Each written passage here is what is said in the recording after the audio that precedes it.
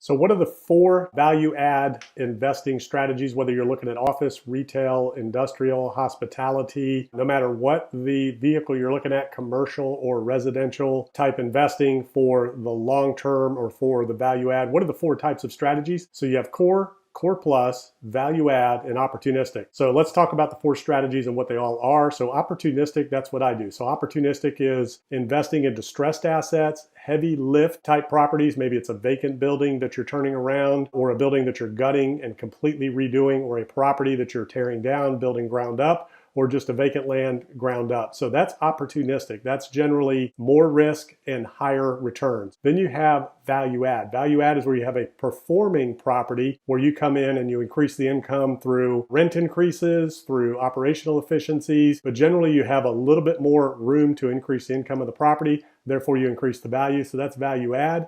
Typically less risk than opportunistic, but a little bit more risky than a core plus asset, and a little bit more upside than core plus, not quite as much upside as opportunistic.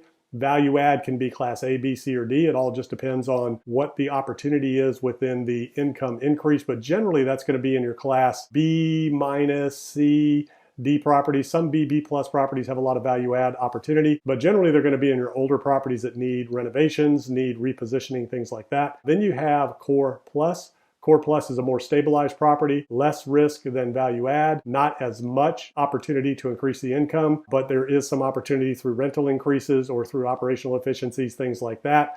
But generally, they don't require a whole lot of capital investment like a value add does or like an opportunistic investment does. And then you have core.